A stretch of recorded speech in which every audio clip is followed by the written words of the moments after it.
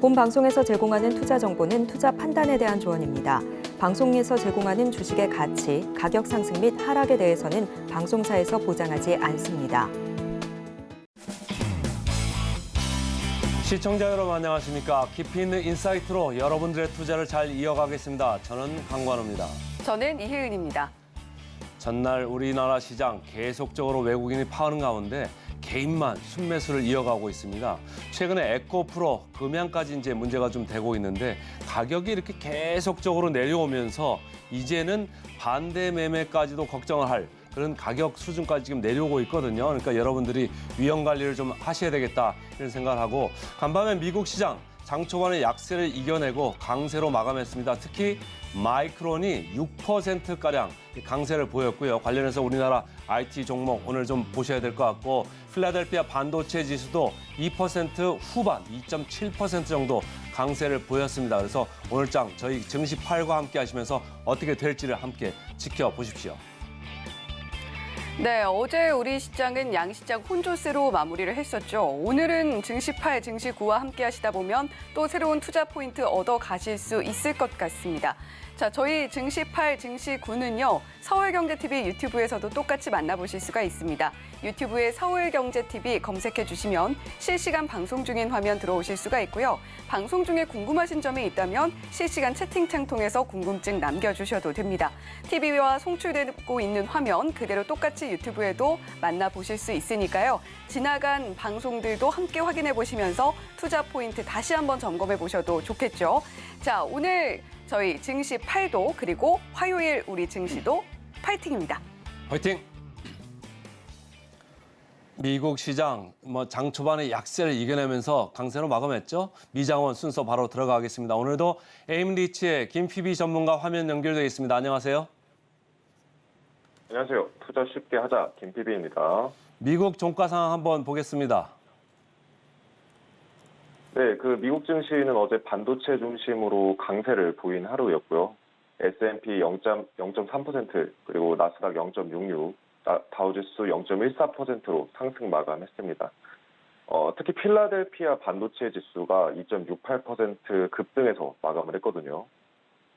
미국 부채 한도 문제가 해결될 것이라는 기대감, 그리고 반도체 업황이 다시 좋아질 것이라는 기대감에 반등하는 것으로 보입니다. 그리고 개별주들로는 엔비디아 그리고 AMD 등이 동반 상승했고요. 요 근래 상대적으로 약세를 보이던 마이크론 같은 경우에 반도체 업황이 회복될 경우 실적 턴어라운드 기대감이 반영이 돼서 6% 급등해서 마감을 했습니다. 그리고 이제 어제는 금융주들도 꽤나 괜찮은 흐름을 보였거든요.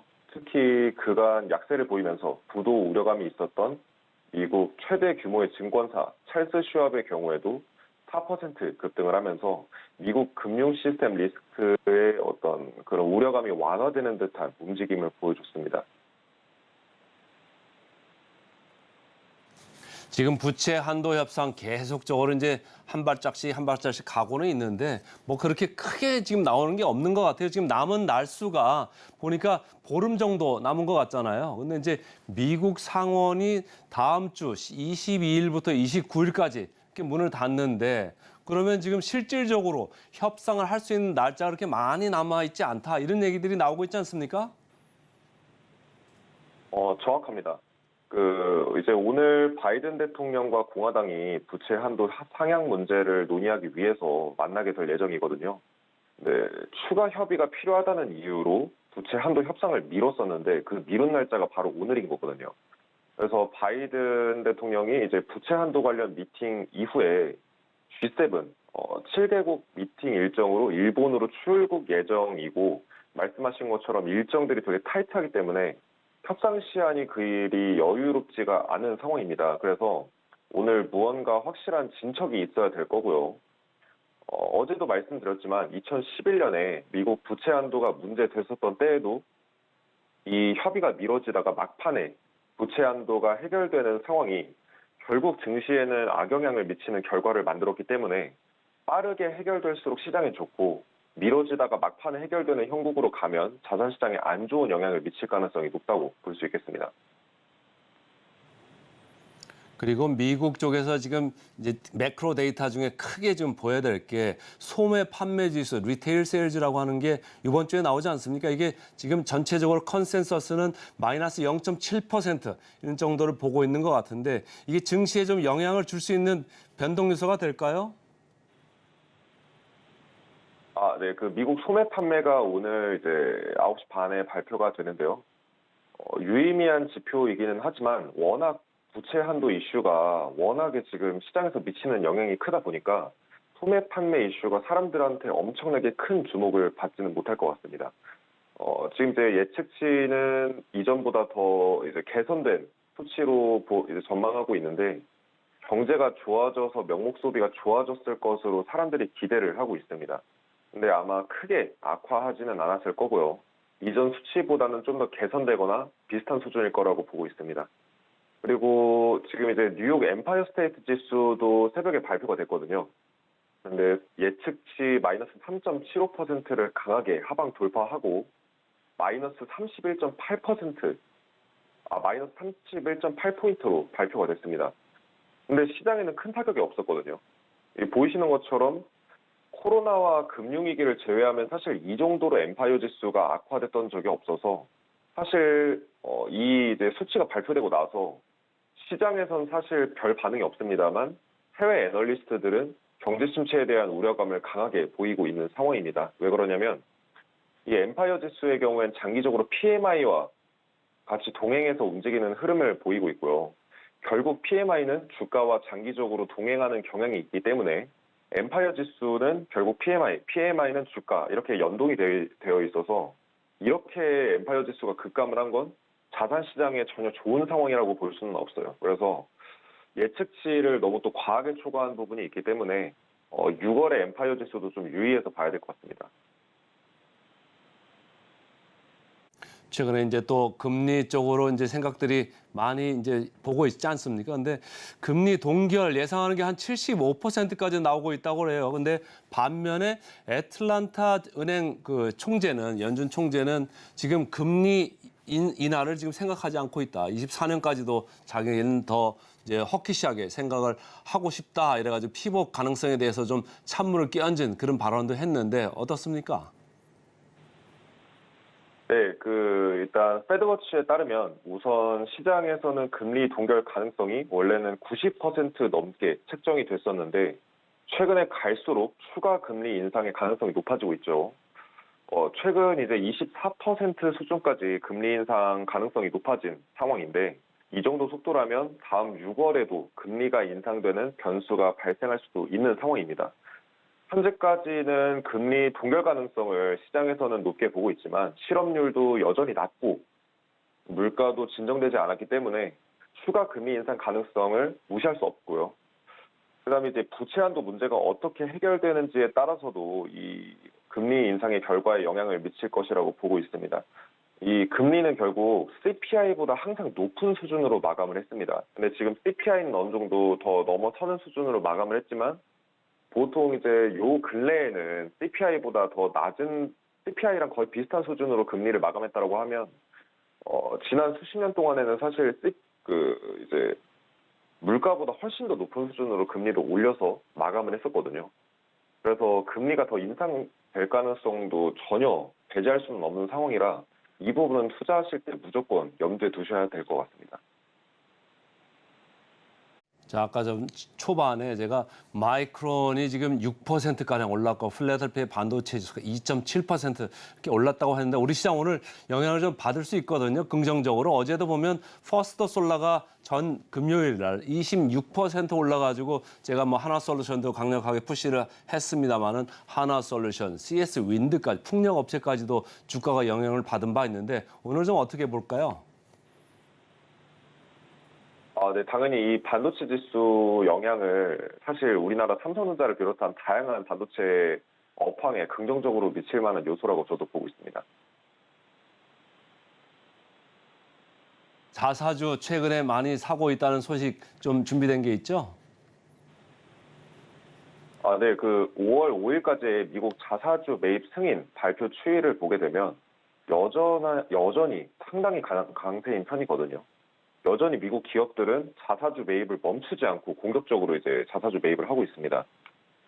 지금 보이시는 통계에 따르면 지금 보이시는 이제 이 자료를 보시면은 지금 계속해서 자사주 매입이 아주 강력하게 진행되고 있는 것을 확인하실 수가 있는데, 한 통계에 따르면 미국 주식의 강세를 계속하게 만드는 요인은 자사주 매입 그리고 배당이 거의 대부분을 차지한다고 합니다. 즉 투자자들은 자사주 매입 그리고 배당을 열심히 적극적으로 이제 펼치는 배당 정책을 펼치는 회사들을 매수하는 경향이 크기 때문에 자사주 매입을 적극적으로 한다는 건 아직까지도 주가가 더 상승할 수 있는 여건을 만들어 줄 수 있다라는 얘기거든요.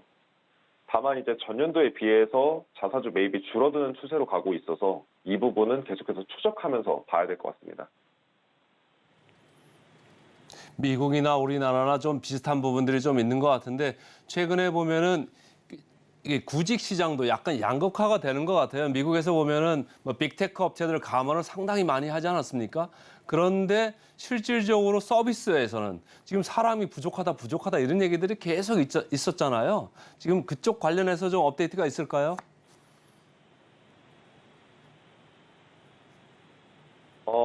일단 그 실업수당 청구 건수 관련해서 좀 보면 이제 재밌는 사실을 알 수가 있는데, 미국의 전체 실업수당 청구 건수는 여전히 하락세입니다. 근데 캘리포니아, 뉴욕, 매사추세츠 실업수당 청구 건수는 급증하고 있는 상황이거든요.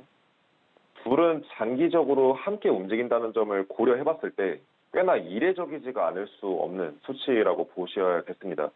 특히 최근 기술회사 그리고 은행 기업들이 많이 위치해 있는 이런 지역들 중심으로 실업자가 급증하고 있는 것으로 보이고요. 둘은 장기적으로 동행한다는 점을 고려해보면 차후에 미국의 전반적인 실업률이 오르거나 아니면 위에 언급되어 있는 뉴욕을 포함한 세 개 주의 실업률이 전체 실업률을 따라서 감소를 하겠죠. 근데 이 표를 봤을 때는 실업률이 차후에 점진적으로 늘어날 수 있다는 점도 투자할 때 충분하게 고려해야 될 요소라고 저는 보고 있습니다. 시장에서 많은 분들이 투자를 하실 때 미국이 이제 54년 만에 최대 수준으로 실업률이 낮아졌으니까 실업률 문제 없고 경제 문제 없다 이렇게 보시는 분들 많은데, 그 실업률이 어쨌든 낮은 상황이 오히려 투자할 때는 우리가 좀 조심해서 실업률이 낮아졌다라는 건 다시 높아질 수 있다라는 여력을 이제 반증하는 거거든요. 그래서 이 부분도 충분히 투자에 고려하셔서 좀 이제 우리가 예측하지 못할 리스크에 시장이 투자가 흔들리면 안 되니까 이 부분을 좀 고려해 주셨으면 좋겠습니다. 이제 코인 시장으로 좀 넘어가 보겠습니다. 비트코인 28,000선이 지금 이제 깨진 것 같은데 지금 무슨 일이 일어나고 있는 겁니까? 예, 그 암호화폐 시장은 전반적으로 보합세였고요. 부채 한도 문제로 인해서 자산 시장의 변동성이 줄어드니까 암호화폐 시장도 따라서 줄어드는 모습을 보여주고 있습니다. 24시간 동안 비트코인 1.74%, 이더리움 1.47% 상승해서 마감을 했고요. 나머지 BNB, 리플, 에이다, 도지코인, 솔라나, 폴리곤 각각 0.6%에서 0.9% 사이 수준으로 1% 이내권에서 시세가 움직였고, 에이다만 0.21% 소폭 하락해서 마감을 했습니다. 그리고 요새 며칠 동안 시세가 꽤 많이 하락을 했었거든요. 말씀하신 대로 이제 28,000달러 구간이 깨지고 있는 상황이고요. 현재는 이제 숨고르기 하고 있는 이런 구간으로 보고 있습니다.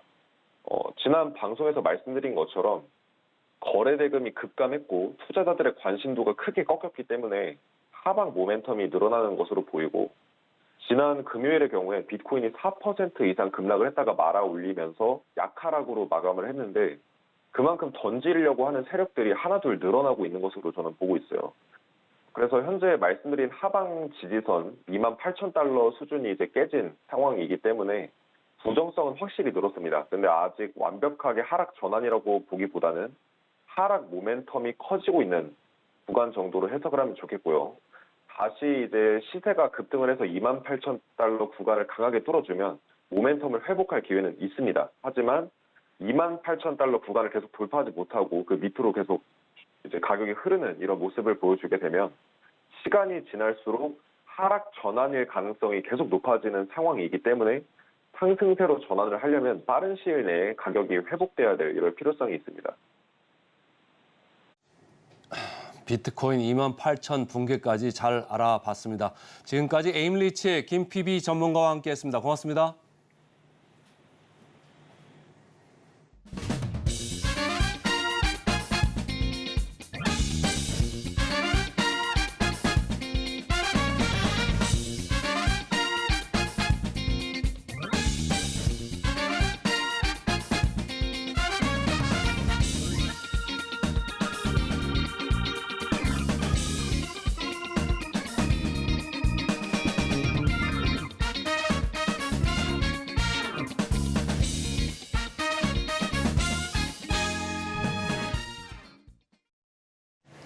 네, 오늘도 전문가의 시선으로 뉴스 헤드라인 꼼꼼하게 분석해 드립니다. 자, 오늘의 일면 헤드라인, 오늘은 이분과 함께합니다. 에이든홀딩스의 이지연 대표님 나오셨습니다. 대표님 어서 오세요. 네, 안녕하세요.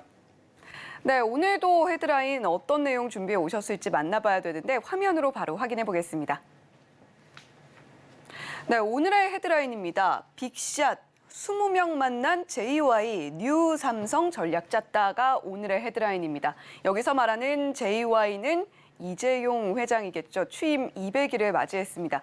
자, 오늘의 헤드라인 간단하게 요약 들어볼까요? 네, 삼성전자의 이재용 회장이 이제 윤석열 대통령과 함께 이제 그 국빈 경제 사절단으로 미국을 방문했었죠. 이 모든 일정을 마치고 지난주 금요일에 이제 귀국을 했는데요. 이 뉴 삼성, 즉 미래 먹거리 관련해서 정말 광폭 행보를 보였다라는 그런 얘기가 많이 나오는데요. 이 역대 최장 기간 미국에 이제 체류를 하면서 이 회장 취임 이후뿐만 아니고 지난 2014년이죠. 경영 일선에 나선 이후로 좀 가장 오랫동안 미국 출장 일정을 좀 소화를 하면서 그동안 좀 정말 많은 공을 들였다. 이번 네. 일정에 정말 많은 노력을 기울였다라는 얘기가 나오고 있는데 두 가지 이유를 좀 크게 살펴볼 수 있을 것 같아요. 첫 번째로는 뭐 그만큼 뉴 삼성에 대한 깊은 고민과 고심이 있었다. 그리고 두 번째로는 그동안 아무래도 경영 공백으로 인해서 이런 그동안 좀 소홀해졌던 이런 글로벌 네트워크에 대한 복원에 대한 좀 숙제가 있지 않았나 이렇게 좀 볼 수 있겠고요.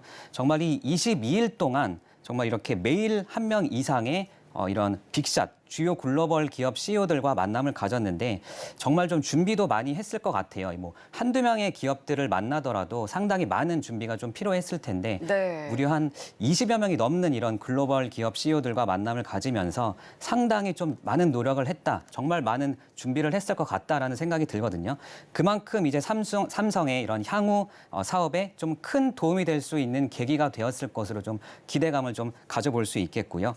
상당히 좀 빠듯한 일정이었을 것 같아요. 22일이었잖아요. 네, 22일 동안 정말 하루도 빠짐없이 한 명 이상의 이런 CEO들과 만났다. 이 미국이 사실 작은 나라도 아니고 그렇죠. 네, 정말 이런 내로라 하는 글로벌 기업 CEO들이 뭐 한 자리에 있지도 않았을 텐데 이 이재용 회장의 횡보를 한번 살펴보면 동부에 있는 이제 바이오 클러스터부터 시작해서 이제 서부에 있는 실리콘밸리까지 정말 종횡무진 횡단을 하면서 미국을 좀 누비고 다녔다. 만나고 다녔던 이제 기업들을 보면 뭐 테슬라, 마이크로소프트, 구글, 엔비디아를 비롯해서 뭐 바이오젠이나 BMS, 존슨앤존슨 같이 정말 다양한 글로벌 기업들의 최고 경영자들과 좀 만남을 가졌다라고 볼 수 있겠고요. 뭐 굳이 만나지 않은 기업을 뽑아보자면 뭐 애플 정도만 생각이 나는 것 같아요. 뭐 애플을 제외하고는 거의 다 만났다라고 보시면 될 것 같은데 그만큼 이번 일정을 통해서 삼성의 미래 전략을 좀 구체화하고 이런 뉴 삼성의 비전을 가다듬는 계기가 되지 않았을까라는 좀 기대감을 키워볼 수 있을 것 같고요. 우리가 잘 알고 있죠. 삼성의 새로운 신성장 동력으로 뭐 바이오나 반도체, AI 등을 이제 꼽을 수 있겠는데 좀 더 이제 구체화해 본다면 뭐 시스템 반도체나 뭐 2차 전지 같은 배터리 그리고 뭐 6세대 이동통신 그리고 뭐 인공지능 그리고 뭐 제2의 반도체로 키우고 있는 뭐 바이오를 들 수 있겠는데요. 미국이 아무래도 이런 관련 분야에서 워낙에 좀 독보적인 경쟁력을 가지고 있다 보니까 좀 이렇게 좀 탄탄한 비즈니스 네트워크를 재정비하는 데 공을 들이지 않았을까라고 좀 추측을 해볼 수 있겠고요. 네. 이 최근 시장이 좀 어지럽죠. 좀 이럴 때일수록 좀 더 쉽게 접근을 해서 이런 우리나라를 대표하는 삼성이 앞으로 미래 전략을 어떻게 가져가고 있는지 뭐 이미 우리가 알고 있는 내용들도 있겠지만 좀 누구를 만나고 어떤 얘기들이 오갔는지 좀 꼼꼼히 살펴보면 투자 아이디어도 조금 더 쉽게 얻을 수 있지 않을까 좀 이렇게 말씀드리겠습니다. 네. 사실 이재용 회장이 그 어느 때보다 삼성전자가 좀 어려움에 처해 있는 상황에서 회장 자리를 넘겨받았다라는 평가도 함께 나오고 있는 상황입니다. 실제로 삼성전자가 실적에서도 그렇게 좋은 성적표를 이번에 받아들이지는 못했기 때문에 물론 앞으로 반등에 대한 기대감은 있습니다만 이재용 회장의 이러한 광폭 행보가 더욱더 주목을 받는 이유 중에 하나가 되고 있는 것 같은데요. 자, 앞서서 저희가 이재현 대표님 뒤쪽으로 표 하나를 짚어봤었는데 자, 그 안에 살펴보면요. 자, 지금 이쪽에 보시면 반도체도 자리를 하고 있고 바이오도 보이고 있고 신성장 IT 쪽도 이렇게 세 가지가 보이고 있습니다. 이재현 대표님께서 하나하나 짚어주시겠지만 그중에서도 저희 반도체 이야기 좀 먼저 해봐야 될 것 같아요. 이번에 엔비디아의 젠슨 왕 CEO를 만나서 특히나 삼성전자가 최근에 각별하게 노력을 기울이고 있는 분야가 또 시스템 반도체잖아요. 맞습니다.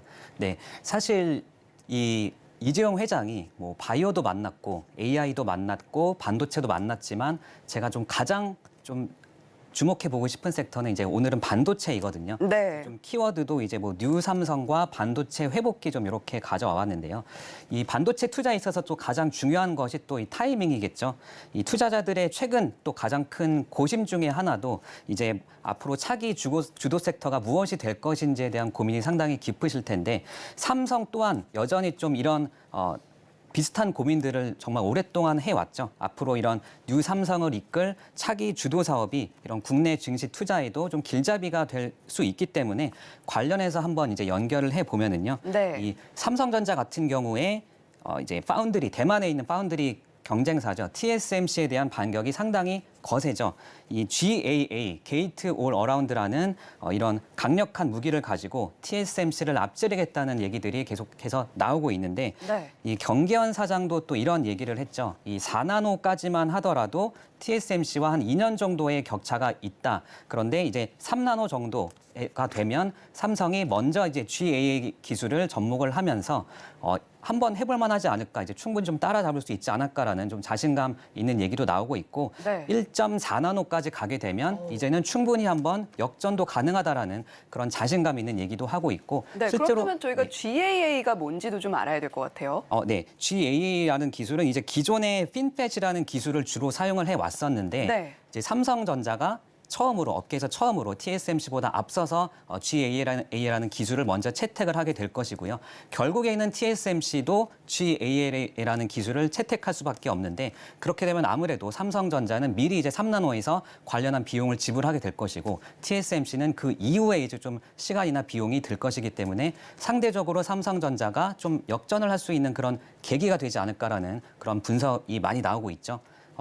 그리고 또 여기에 더해서 뭐 실제로 이제 TSMC 고객사들을 삼성전자가 최근에 좀 많이 좀 가져오는 흐름이 계속해서 좀 나타나고 있어요. 네. 뭐 AMD나 퀄컴 그리고 뭐 모비라이나 암바렐라 같은 팹리스 기업들을 계속해서 좀 TSMC 측에서부터 좀 빼앗아 오는 흐름들을 우리가 계속해서 볼 수 있고요. 이번에 아까 말씀 주셨듯이 이재용 회장이 이제 엔비디아 젠슨 황 CEO를 실리콘밸리에서 이제 만남을 가졌는데 엔비디아는 지금까지 TSMC의 전량을 좀 몰아주고 있었죠. 맞습니다. 그래서 이번 만남을 계기로 해서 어찌 보면 이제 삼성전자 파운드리 사업부에 이런 엔비디아의 최신 GPU 칩 물량을 맡길 수도 있지 않을까라는 그런 기대감을 계속해서 시장에 좀 나타내고 있다라고 보시면 될 것 같아요. 그리고 올해 들어서 이제 계속해서 나오고 있는 얘기가 반도체 실적 바닥론 얘기가 계속해서 좀 나오고 있죠. 실제로 이 한국개발연구원 KDI에서 분석한 연구 결과에 따르면 올해 한 2, 3분기 정도에는 반도체가 좀 저점을 찍을 가능성이 높다라는 얘기가 나오고 있어요.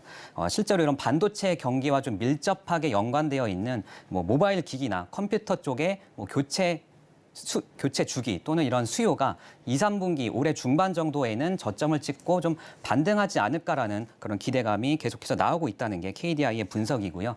이렇게 반도체 좀 수요가 회복된다고 할 때 삼성전자가 또 이번에 또 감산 결정을 하지 않았습니까? 그렇기 때문에 자연스럽게 또 반도체 가격이 상승할 수밖에 없고 그렇게 된다면 반도체 경기가 이제 좀 회복세를 떠받치는 요인으로 한번 분석을 해볼 수 있다라는 얘기고요. 네. 실제로 2023년 하반기 산업별로 이제 뭐 실적이나 주가 사이클 전망을 살펴보면은요. 이 회복기 초입이나 호황기 초입에 위치한 산업이 아무래도 좀 더 투자에 유망할 수밖에 없겠죠. 관련해서 살펴보면 이제 반도체가 실적 기준 사이클로 봐서도 이제 고개를 드는. 네, 이제 고개를 막 들고 있는 이제 회복기 초입에 아주 위치하고 있고요. 그리고 주가 사이클 전망으로 보더라도 또 이렇게 회복기 초입에 위치하고 있거든요. 그렇기 때문에 반도체 가장 좀 투자에 유망한 산업 중에 하나로 반도체를 반드시 좀 꼽아봐야 된다. 실제로 이제 기존의 반도체 사이클을 보면 이제 4년 정도 주기로 얘기를 많이 했었는데 이제는 1년 정도까지도 단축이 됐다라는 얘기가 나올 만큼 이런 반도체 사이클도 좀 줄어들고 있다. 여기에 더해서 이제 삼성전자의 새로운 시스템 반도체 관련한 전략까지 맞물리면서 이제는 다시 한번 좀 반도체 쪽을 좀 살펴봐야 될 타이밍이지 않나 좀 이렇게 말씀드리겠습니다. 네. 자, 지금 이번에 투자 키워드를 뉴 삼성과 반도체 회복기라고 선정을 해주셨어요. 그만큼 우리가 삼성전자의 반도체 관련 행보에 또 한 번 주목을 해야 할 이유가 분명해 보입니다. 자, 그렇다면 반도체 중에서도 사실 삼성전자는 모든 반도체 좀 아우르고 있다라고 보여지는데 뭐 전통적으로 메모리 반도체는 쭉 삼성전자가 강자였고 거기다가 이제 시스템 반도체도 손을 적극적으로 펼치고 있는 상황이잖아요. 그중에서도 여러 반도체 중에서 뭘 봐야 될까요? 네, 좀 더 세분화해서 모멘텀이 그래도 좀 가장 살아있는 업종으로 차량용 반도체를 한번 꼽아봤는데요. 이 반도체 업황이 좀 둔화하는 와중에도 이 차량용 반도체 쪽 시장은 지속적으로 좀 성장을 해왔죠.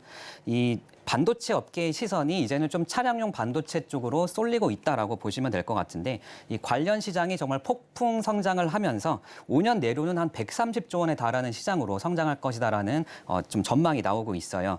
이 지난해 시장만 보더라도 한 27% 정도 성장을 하면서 약 87조 원을 기록했는데요. 이 자율주행차가 등장을 하면서 앞으로는 매년 평균적으로 뭐 보수적으로 잡더라도 한 10% 이상은 좀 꾸준히 성장하지 않을까. 그렇게 되면 이제 2027년에는 132조 원에 달하는 시장이 될 것이다라는 전망이고 그렇게 되면 이제 반도체 시장에서는 약 한 10%에 달하는 비중을 좀 차지하게 되겠죠.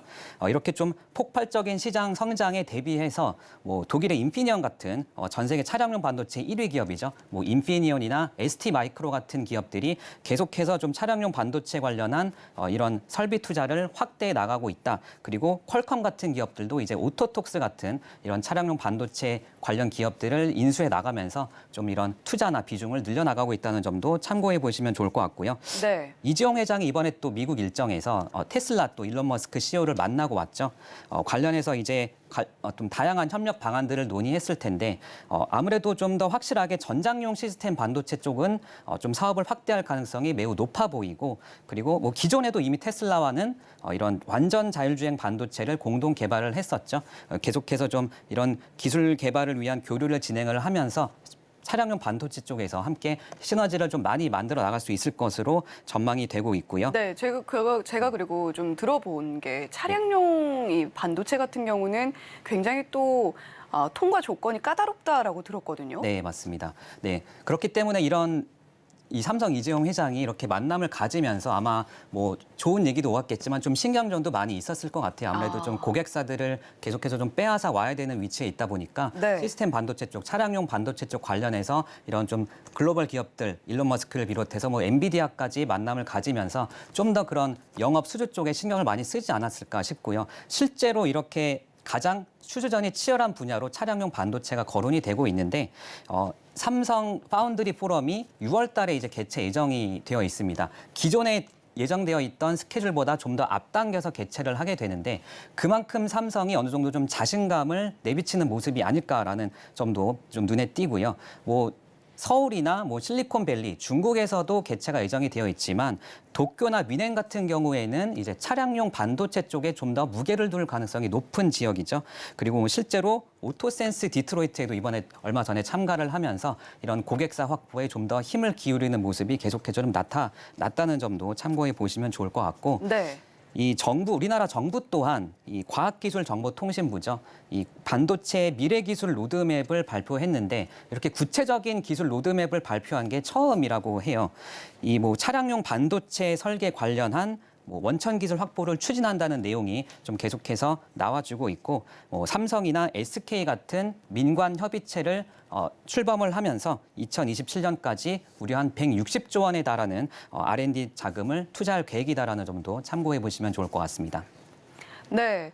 자, 그렇다면 이 삼성전자의 현재 차량용 반도체 기술 수준이 전 세계 글로벌적으로 따졌을 때는 어느 정도까지 와 있다고 봐야 될까요?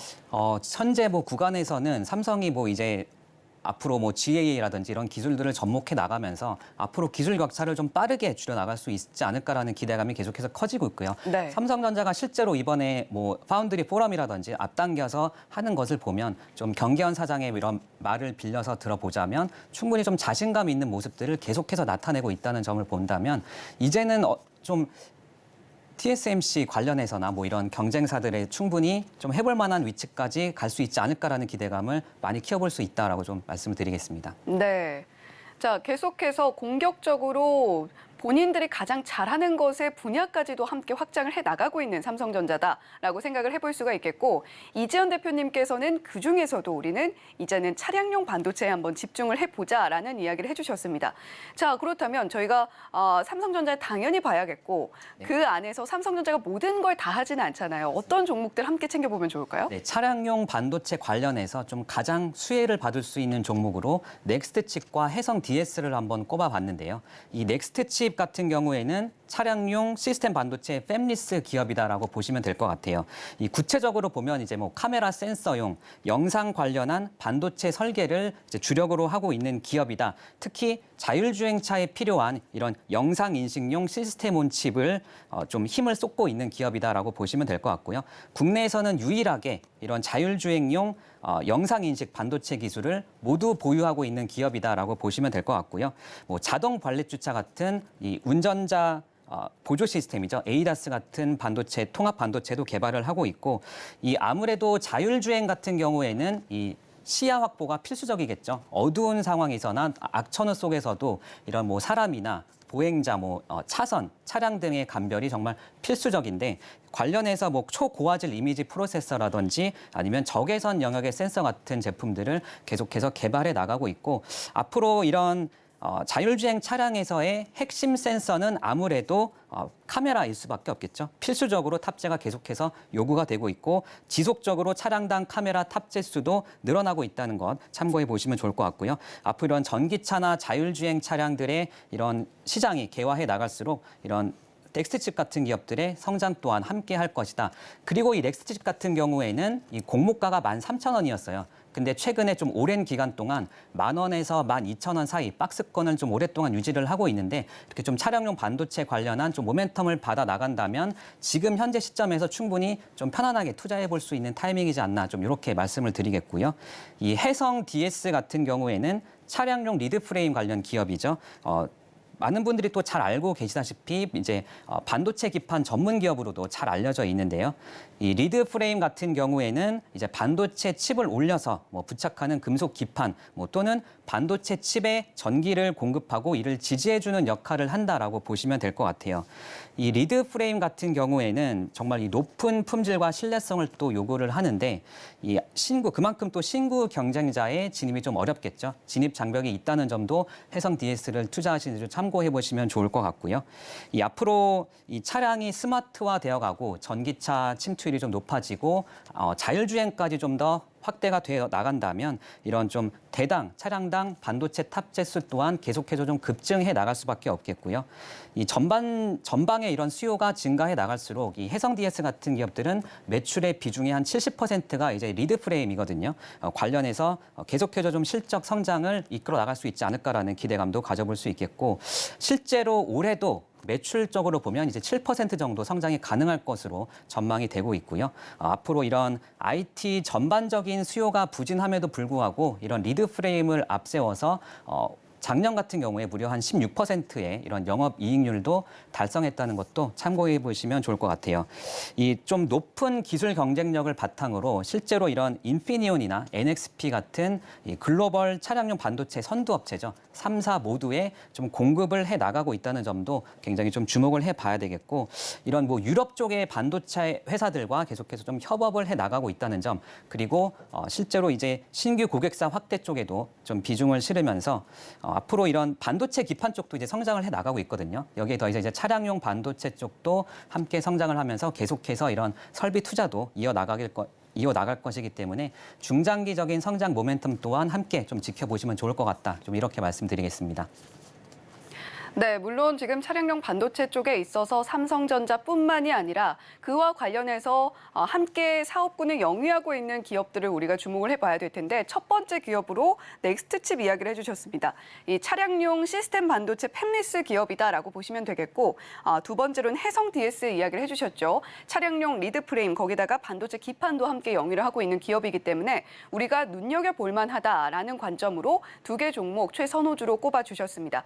자, 지금 좀 추가로 질문을 드려보고 싶은 부분이요. 네. 이번에 물론 이재용 회장이 굉장히 바쁘게 정말 유수의 CEO들을 만나고 다녔지만 그 틈에 또 시간을 내서 AI 석학들을 또 만났다고 하더라고요. 그만큼 AI에 대한 의지가 굉장히 강력해 보이는 삼성전자이기도 한데 관련해서 우리가 또 하나 좀 짚어본다면 이슈들이 있을까요? 네, 사실 뭐 AI 반도체 관련해서 제가 2주 전에 좀 주목해봐야 될 업종으로 말씀을 드렸었는데요. 네. 얼마 전에 이제 구글 이 바드를 또 출시를 했죠. 기존에 이제 챗GPT 같은 경우에 빙에 탑재를 했는데 사실 빙의 시장 점유율이 한 3% 내외 정도밖에 되지 않았거든요. 그런데 이제 구글 같은 경우에는 구글 검색 엔진이 글로벌 이 시장에서 가지고 있는 점유율이 무려 93%나 되거든요. 네. 그만큼 이제는 모두가 인터넷을 사용하는 사람들이라면 뭐 한 9명 이상이 이제는 AI를 실제로 접하게 된다. 그런 점에서 볼 때 이제 AI 시장 관련해서 계속해서 좀 단기적으로나 중장기적으로도 계속해서 좀 지켜보면 좋겠다라고 말씀을 드리고 싶고요. 그 중에서 좀 가장 빠르게 이제 수혜 볼 수 있는 업종으로 이제 AI 반도체를 말씀드렸는데 삼성전자 또한 이번에 관련한 좀 AI 관련한 기업들을 많이 만나고 오면서 앞으로 계속해서 좀 AI 쪽에도 비중을 좀 많이 실지 않을까. 투자도 계속해서 좀 많이 늘려나갈 수밖에 없는 그런 시점이다라는 점에서 관련해서 또 계속해서 주목해 보시면 좋을 것 같습니다. 네. 자, AI 반도체까지 이야기를 저희가 나눠봤는데 사실 이번에 오늘 좀 주제는 전반적으로 삼성전자의 시스템 반도체 행보에 대해서 저희가 들어본 것 같습니다. 자, 그렇다면 삼성전자가 지금까지 고수해왔던 메모리 반도체 입지도 저희가 다시 한번 좀 점검을 해봐야 되는 시점인 것 같은데 물론 삼성전자는 D램, 낸드 플래시 모두 다 하고 있지만 낸드 플래시 쪽에서 지금 미국 기업과 일본 기업이 손을 잡았다 이런 이슈가 좀 들려오고 있어요. 미국의 웨스턴 디지털 그리고 일본의 키오시아가 합병 협상을 한다고 하는데 거기다가 뭐 삼성전자는 계속해서 메모리 반도체의 입지를 더 굳건하게 다져가기 위한 노력들은 이어가고 있습니다.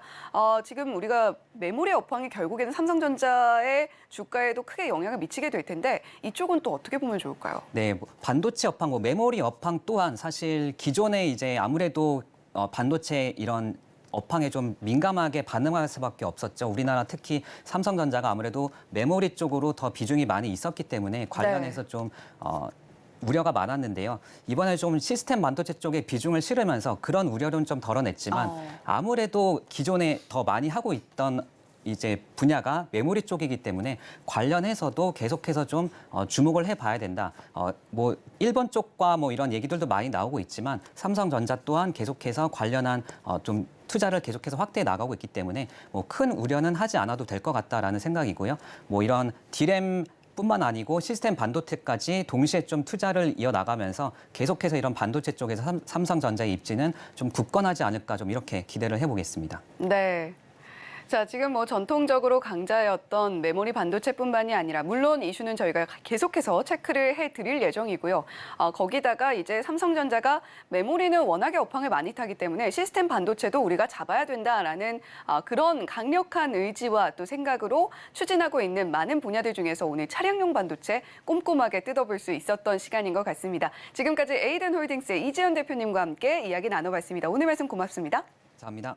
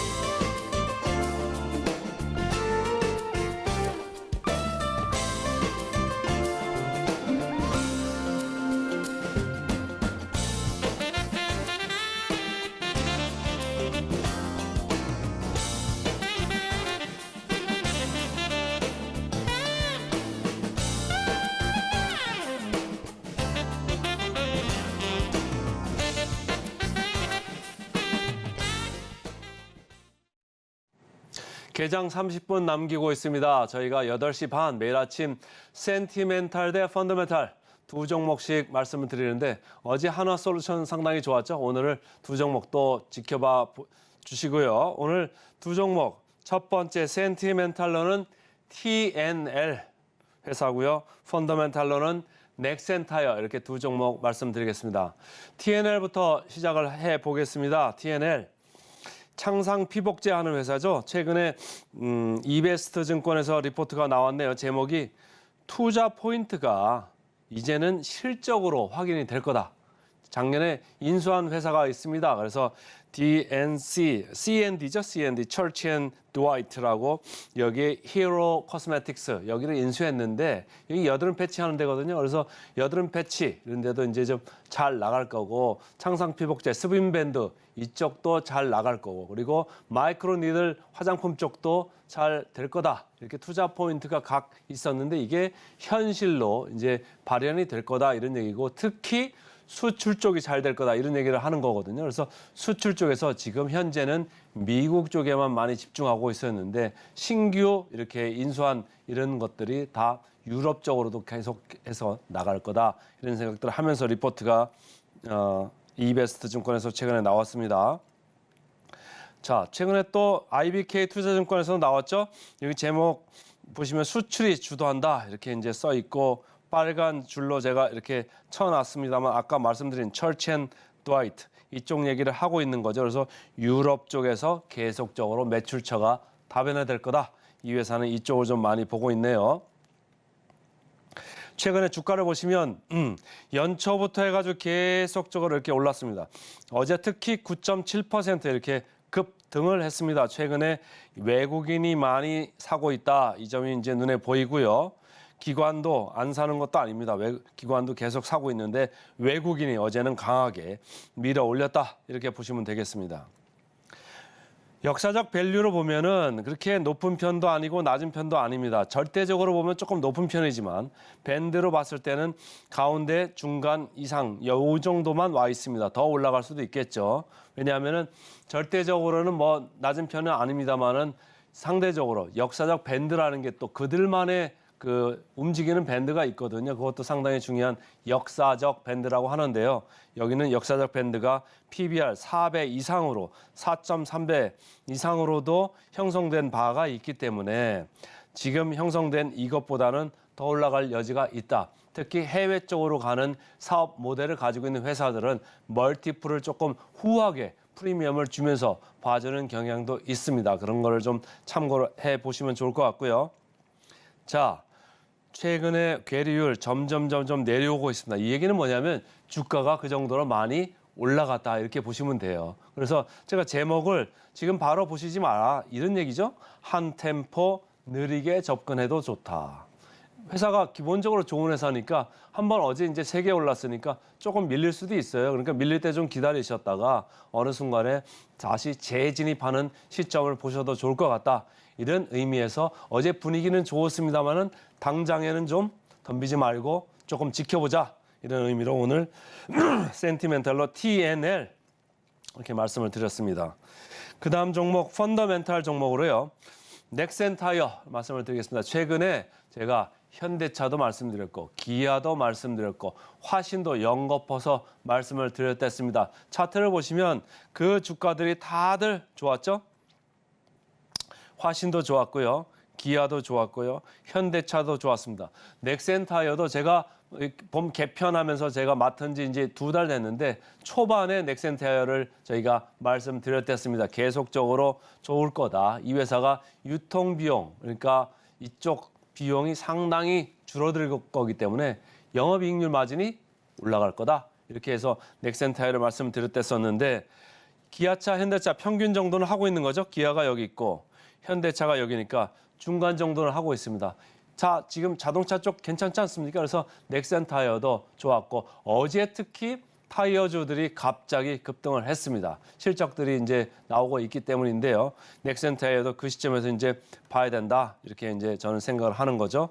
그래서 한국투자증권에서 골이 깊어 산도 높다 이런 얘기인데 골이 깊은 거는 작년 얘기를 하는 겁니다. 작년에 유통비용이 높았잖아요. 그러니까 이런 비용들이 높았다가 실적이 아주 망가졌었는데 그게 정상화되면서 금년에는 이익이 많이 좋아질 거다, 개선될 거다, 회복될 거다 이런 얘기를 하는 거죠. 그래서 물류비가 정상화될 거다 이런 얘기죠. 그래서 운임이 많이 내려갔다.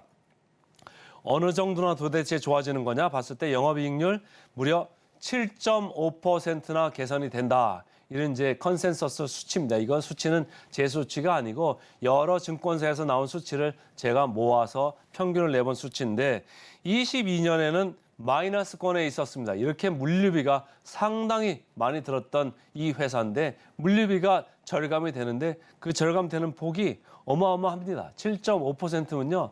한 해에 우리가 보통 일반관리비라고 하는 그것 이상으로 이 회사가 좋아지는 폭이 됩니다. 그러니까 얼마나 주가가 좋겠습니까? 자, 주가를 보시면 1월 3일 날 5,960원이던 주가가 현재 9,300원까지 올라왔습니다. 어제는 특히 6.6%나 올랐습니다. 어제 금호 타이어가 많이 올랐고 또 한국 타이어도 많이 올랐죠. 넥센 타이어도 같이 올랐습니다. 근데 펀더멘탈로 볼 때 금호 타이어는 조금 이슈가 좀 있고 한국 타이어나 넥센 타이어 괜찮다. 저는 개인적으로 이렇게 보고 있고요.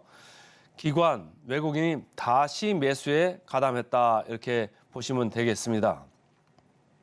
자, 역사적 밸류로 봤을 때 역사적 밸류 중간 조금 위에 와 있습니다.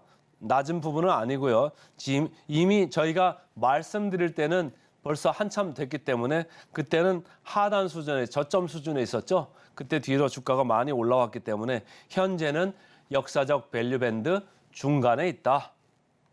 이 정도로 보시면 되고 여러분들이 쉽게 이해하시는 PER 주가 수익 배율로 봤을 때 넥센 타이어는 9.4배입니다. 그렇게 낮지는 않죠. 10배 정도, 12배 정도 갈 수는 있습니다만은 자동차 업종의 PER 그렇게 높지는 않았댔습니다. 근데 이 회사는 어쨌든 현재 9.4배까지 와 있다. 이렇게 얘기하는 거고 금호 타이어는 제가 적극적으로 말씀을 안 드리는 이유가 PER이 15배 높지 않습니까? 그러니까 어제 주가가 많이 올랐습니다만은 그렇게 신경을 안 쓰셔야 된다. 이런 얘기고 한국 타이어 최근에 이제 공장에 불이 나가지고 조금 문제가 있었습니다. 그래서 지금 PER 7배인데 오늘 넥센 타이어 가져왔습니다만 넥센 타이어, 한국 타이어 같이 보셔도 좋을 것 같다. 이렇게 저는 생각을 하고 목표 주가 괴리율 마지막으로 좀 체크를 해드리겠습니다. 최근에 주가가 오르니까 여기도 목표 주가 괴리율이 점점 좁아지고 있습니다. 그러니까 남은 게 별로 많지 않다 이런 얘기고 컨센서스 기준으로 16% 정도에 이제 불과합니다. 이거는 우리 코스피 평균으로 봤을 때보다 약간 낮죠. 그러니까 조금 내려오면은 다시 진입을 하셔도 좋고 올라가시면 아마도 차익 실현하는 욕구가 좀 많이 나오지 않을까 이렇게 생각을 합니다. 그래서 오늘은 두 종목 센티멘탈로 TNL 그리고 펀더멘탈로 넥센 타이어 말씀드렸습니다. 네, 오늘 미증시 브리핑에 이어서 오늘의 일면 헤드라인 분석해봤고요. 그리고 장전에 챙겨봐야만 하는 센티멘탈, 펀더멘탈 종목까지 꼼꼼하게 짚어드렸습니다. 자, 특히 마지막에 짚어드린 센티멘탈 종목 TNL이었죠. 여드름 패치 사업 영위를 하고 있는데 실적이 굉장히 좋은 만큼 그리고 어제 좀 주가 상승이 나왔던 만큼 지켜보되 다만 너무 급하게 들어가지 말자라는 이야기 당부해 주셨고요. 자, 그리고 넥센 타이어 펀더멘탈 종목으로 제시를 주셨으니까요. 오늘 장에서 또 어떤 움직임 보여줄지 함께 체크해 보시면 좋겠습니다. 본 방송에서 제공해드리는 정보는 투자 판단에 대한 조언일 뿐 해당 종목의 가치와 수익률을 보장하지는 않습니다. 자, 오늘도 증시팔 꼼꼼하게 내용 짚어드렸는데요. 잠시 후에 증시9에서는 개장 시황 또 한번 냉철하게 분석해드리도록 하겠습니다. 저희는 잠시 후에 돌아오겠습니다. 시청해주신 여러분 고맙습니다.